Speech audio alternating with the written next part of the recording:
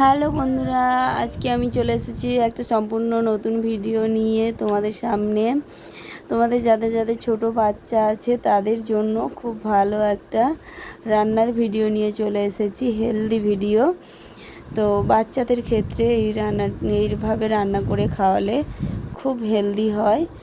কোনো বাচ্চাদেরকে আনহেলদি খাওয়াবে না প্লিজ, তাহলে দেখবে বাচ্চাদের অনেক কিছু প্রবলেম হতে পারে। ওরা ছোট বাচ্চা তো ওরা বলতে পারে না।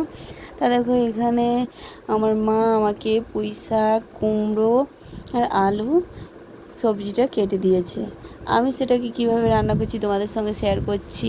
যেহেতু আমার ছোট বাচ্চা আছে আমি সেইভাবেই রান্না করছি। আমি একটুখানি কড়াই তেল দিয়ে প্রথমে ওই সবজিটাকে পুরো দিয়ে আমি 2 থেকে 3 মিনিটের মতো নাড়িয়ে চাড়িয়ে নিলাম। নাড়িয়ে চাড়িয়ে তারপর ওর মধ্যে জল দিয়ে দিলাম।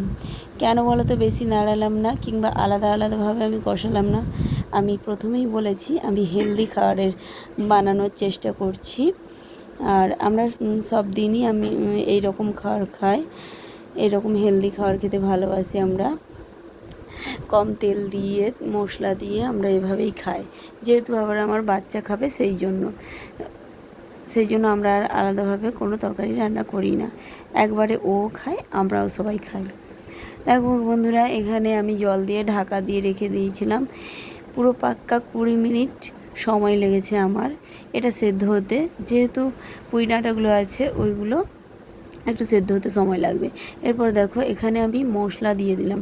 কী মশলা দিয়েছি বলো তো? এখানে একটু দিয়েছি জিরা আর ধনে, আর হচ্ছে একটুখানি সামান্য সর্ষে বেটে আমি দিয়ে দিয়েছি। দিয়ে ঠিক ওটা নামানোর কিছুক্ষণ আগে দেবে, 2 থেকে 3 মিনিট আগে দেবে। দিয়ে একটুক্ষণ ফুটে গেলে নেড়ে চেড়ে নামিয়ে নেবে।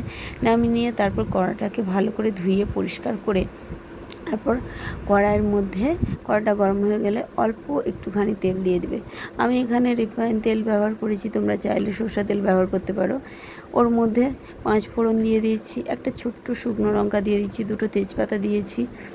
কেন বলো তো? লঙ্কাটা আমি একটুখানি দিয়েছি, যেহেতু আমি আগেই বলেছি ছোটো বাচ্চা খাবে, ওরা তো ঝাল খেতে পারে না, তাই একটা এমনি হাফ শুকনো লঙ্কা দিয়েছি।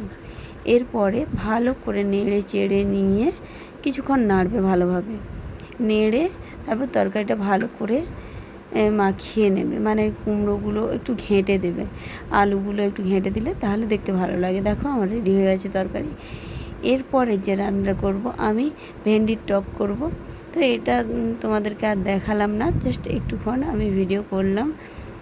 তো 5 ফোড়ন দিয়ে এই একটা লঙ্কা দিয়ে ভেন্ডি কষে জল দিয়ে বাস লেবুর রস দিয়ে আমি টক করেছিলাম।